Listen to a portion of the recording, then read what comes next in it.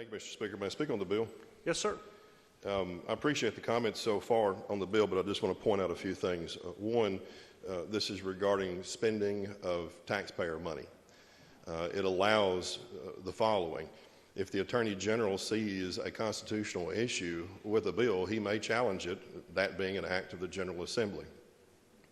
However, a treasurer, an auditor, a Department of Ag commissioner, those people who are not charged with legal issues and legal obligations such as the Attorney General is, are not allowed under this to spend public taxpayer money without having thoroughly vetted the issue and being lodged with the agency that is charged with dealing with the legality of the actions of the General Assembly.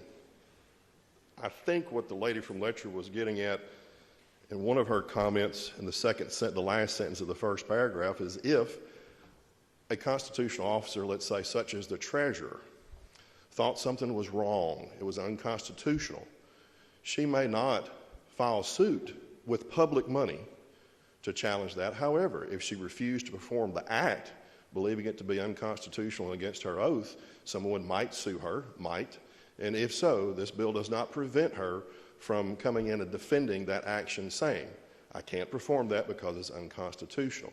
As far as this being in the light of day, there is nothing in this bill that prevents someone from filing suit. No one in the Commonwealth of Kentucky is prevented from doing that. It simply speaks to, and only speaks to, whether public money, taxpayer money, can be used for those purposes.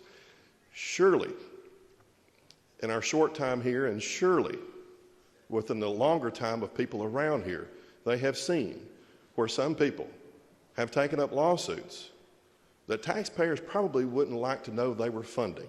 So this tries to corral that and put those taxpayers' monies most effectively used to the Attorney General's office. As far as a retroactive date, make it retroactive to a few years ago. January 1 of this year was chosen. What if someone has spent money during that time period contrary to what this law would be if enacted?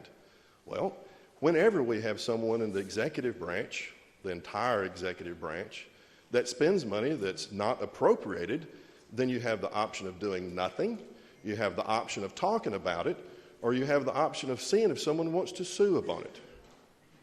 But in no event does this prevent any person in the Commonwealth from filing suit.